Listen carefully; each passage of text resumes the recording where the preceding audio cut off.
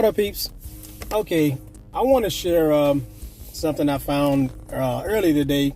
I want to do it before I hit the gym, but thought I hit the gym first. But I would do a screen recording like I normally do, but I'm gonna get to a point where I'm gonna start trying to pretty much read off the material and just tell you where I'm getting it from, and you just kind of go along with your phone or however you do it by going like Googling it, looking up the resource yourself and reading along with me. That way I don't have I believe my channel probably got terminated, taken down back in the beginning of 2020 because I use people's websites. That could be. This is my assumption. I could be wrong. I don't know, but I believe it may have something to do with it because the stuff might be copywritten. I just go to a website and start screen recording. I upload it, and I started monetizing all my damn videos. So once I realized I can actually monetize them, so I thought I'd go and do it that way. So to keep from using other people's stuff on the screen, I'd rather just read off what I'm seeing. And the content is still original because you see my face reading it instead of me actually showing you the uploading the actual website. But if you go to the Department of Justice website, you can go in your Google search and type in Criminal Resource Manual. I'll be reading from that today. Criminal Resource Manual, 1508. That's 1508. I'll be reading that when it comes to identification documents. That's what this is talking about. This is to help you better understand about the straw man and the birth certificate, and more so, y'all remember when I kind of threw out there the theory about the birth certificate and the definition of a live birth.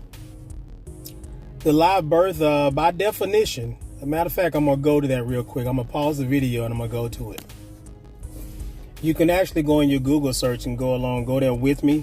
It's at the CDC website. We're gonna go back to the other website in a second.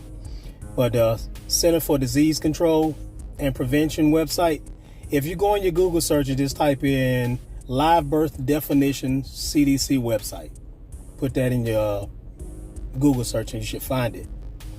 And when you get there, it's called State Definitions and Reporting Requirements for Live Births, Fetal Deaths, and Induced Terminations of Pregnancy. That's the name that you should see when you when you click, put that in your Google search and you go to that first CDC website. It's going to be the first choice that you'll see on the results. Click on that website and you should see what I just said on there. State definitions and reporting requirements for live births, fetal deaths, and induced terminations of pregnancy. Now, when you get there, you should scroll down a little bit and you'll see a hyperlink that says the same thing I just said. It's a PDF hyperlink. You click on that hyperlink and you can actually download this document I'm about to read to you. So go ahead and download it and read along with me. Actually, you can just go. I'm gonna go down here when you upload it. We don't upload. Here we go. Now, hurry up. Shit. So, hold on. Okay, I got it. Okay, you can actually, the short way, you can actually go in your Google search, type in State Definitions and Reporting Requirements. Type that in your Google search and you'll see a PDF. It's the same PDF from the CDC website. When you get it, you download the PDF to your phone or whatever, your laptop or whatever you're doing. Scroll down all the way to your blue hyperlinks where you see all the 50 states in there. Go to your state. I'm going to be clicking on Georgia. But you can actually go and at your time, look at, what it says about your state. But, I'm going to click on Georgia. And I'm going to read it again. If you might want to get, you can even stop this video and go look at my previous video I did a few months ago. And I named it, What They Do with the Placenta. And this was just my theory that I threw out there when I was making that video. So, and I'm gonna read this again. I'm gonna go back. Let me see. Hold up, I can pass Georgia. Here we go. I'm gonna read this definition again, and I'm gonna bring that back up. Okay, because this is talking about the documents that we use to identify ourselves. Okay, most of us, everybody who's actually been dealing with me for a few years now, you already know that the documents that we use to identify ourselves, we know that's not us on the paperwork. On that document. Your driver license is considered a document, so keep that in mind. So if I say document, driver's license, social security card, your bills, those things are all documents. Passports, they're all documents, okay? Now, we call them cards, but they're documents. The legal term is a document. Now I'm going to read what the definition of a live birth is once again. You may want to go back and look at that video, what they do with the placenta. Read that and come back and watch this video. This is I'm kind of connecting this. We're talking about the same thing. I'm just kind of connecting the dots, so to speak. A live birth means the complete expulsion or extraction from its mother of a product of human conception, irrespective of the duration of pregnancy, which after the expulsion or extraction breathes or shows any other evidence of life, such as breathing of the heart, beating of the heart. Sorry about that. Beating of the heart, pulsation of the umbilical cord, or definite movement of voluntary muscles, whether or not the umbilical cord has been cut or the placenta is attached. Okay. I'm gonna scroll up and I'm gonna read Florida. See if it says anything different. Let me see. Live birth means a complete expulsion or extraction of a product of human conception from its mother, irrespective of the duration of pregnancy, which, after such expulsion, breathes or shows any other evidence of life, such as breathing. I keep saying breathing. Beating of the heart, pulsation of the umbilical cord, and definite movement of the voluntary muscles, whether or not the umbilical cord has been cut or the placenta is attached. So letting you know, it doesn't matter if it's still attached or not. It doesn't matter if the umbilical cord is cut or not. It doesn't matter if the placenta is attached, has been detached or not. So it's still, as long as it's showing those signs of life, it's all still considered a live birth. Okay. Keep in mind when they cut the baby, the umbilical cord from the baby, most people are distracted. We don't know nothing about we don't think about what's going on after that. When the doctor pulls out the placenta out of the mother and they take off with it, put it in a container and leave the room. I saw that happen when my son was born.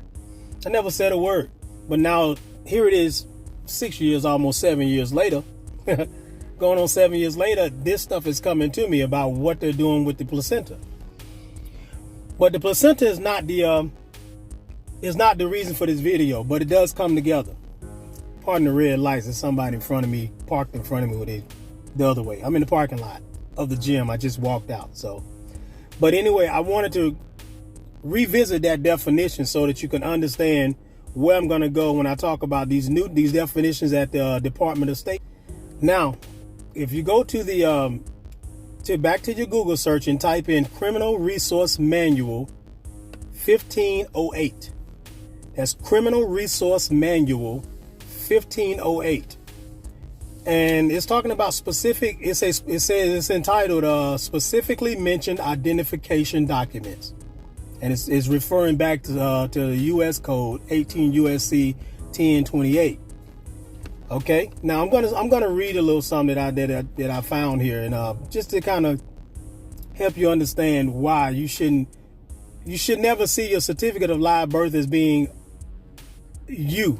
Okay, it was never meant to decide to identify you, even though that's what they require when they tell you to come, bring your social security number, your social security card, and your birth certificate.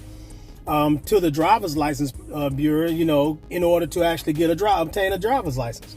So This thing goes into detail. This is right here on the Department of Justice website. They're telling you exactly what these documents are really supposed to be for. I'm going to read right here. You can follow along if you found it already. If you haven't, you're typing in your Google search, Criminal Resource Manual 1508. And you click on the link that leads you to the Department of Justice archives. Okay? Now I'm going to start reading where right here it says Section 1008 of Title 18 designates 3 specific federal identification documents and gives them preferred treatment. Okay, these 3 documents in the absence of a nationality. Okay, these 3 documents in the absence of a national identity card are the prime means by which the individual establishes his identity in the United States. The 3 documents are a birth certificate, driver's license, and personal identification card. I'm gonna revisit that national identity card. I'm gonna look into that. But anyway, the birth certificate is not defined. Is not defined in 18 USC 1028 since it is self-explanatory. This document is issued by different agencies in different states and foreign countries. Nevertheless, it represents the official documental statement by the proper government agency that a person having such a name was born on a particular date in a particular place of specific parentage. Obviously, a birth certificate is not intended to actually identify the person who claims such a document pertains to him.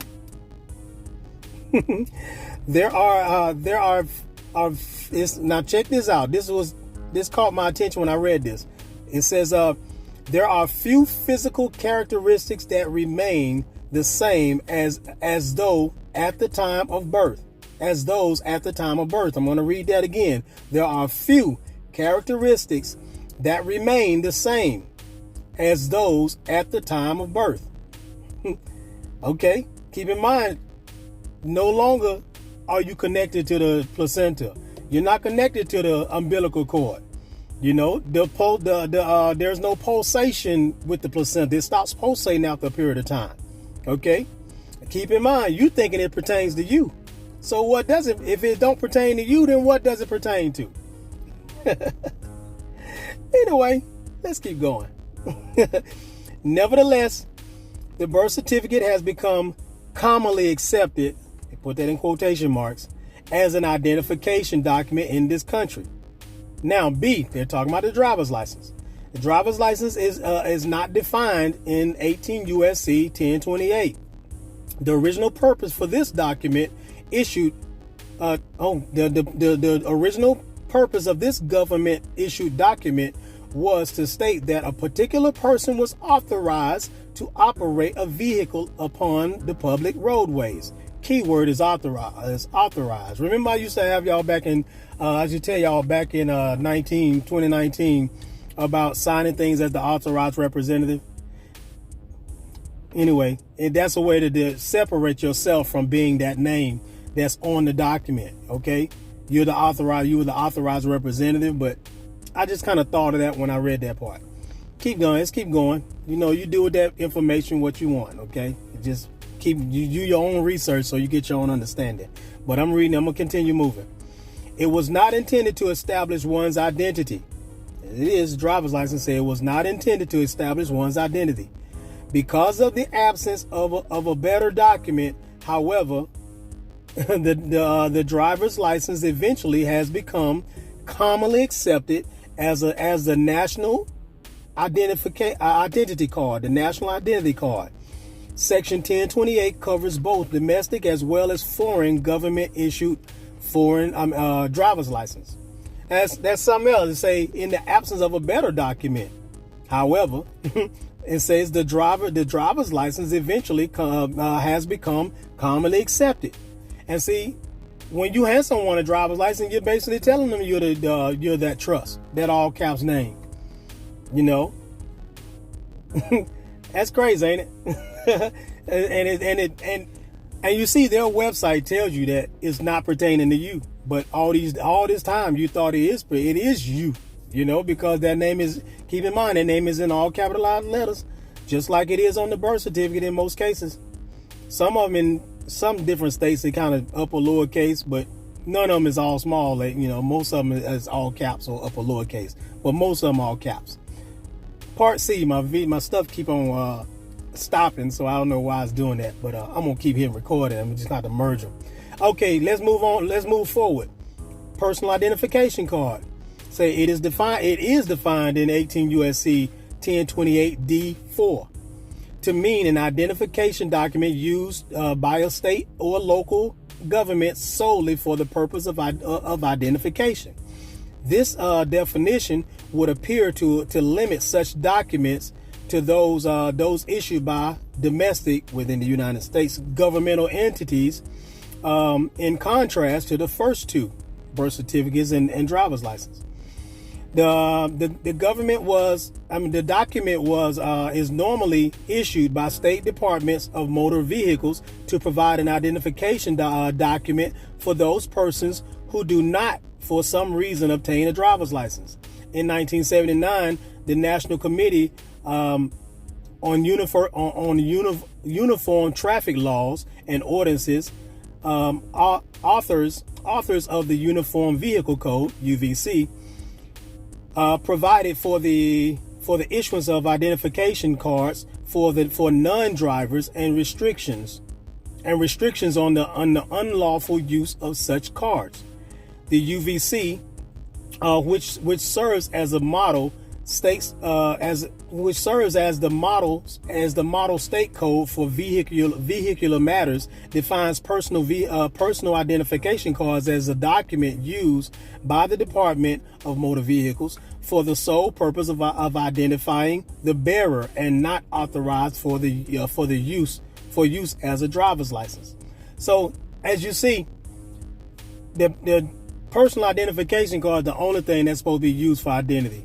Most of the time we're using birth certificates and driver's license as a form of identity, and that was not their intentions. Now, so it kind of reiterates the fact that you're not that name. You're not the name in all capitalized letters. The whole time, the Department of State has been saying that the whole time, that you're not the name. You think you're the name, so you go in the courtroom, you're saying that you are the name. All this time, somebody, third-party debt collector, is calling you, calling your phone, asking for that name, that whatever that name is, the all caps name, which is probably in a contract or probably not in a contract, and they're claiming that you owe them something, and you're pretending to be that name. Those documents never prove that is actually you. But I just thought I'd kind of share this a little bit, because just kind of make you wonder, did they name the placenta after you? Keep in mind, the placenta was abandoned. It was abandoned property, but it was once part of you because it was connected to you. Altogether, by definition, it was all of you and the placenta attached to the umbilical cord and all, pulsating all together at one, was considered a live birth. Now, once they detached it, even though they were still pulsating, so it still was considered a live birth. And it pulsates for a certain period of time. I've never researched how long it pulsates, but it still was pulsating for a certain period of time. So by us knowing these things, it kind of makes you wonder. I'm gonna leave that alone. I'll let you do with it what you want to do with it, but there's no doubt that's just my wheels are turning right now. So I'm gonna leave that right there. I might do a part 3 on this, because I'm gonna look a little deeper into this. But I thought I'd throw this in there, and I don't know what I'm gonna name this video, but I probably will. I don't know what I'll name it. Anyway, maybe I'll name it like proof that you're not the name. Emerose signing out.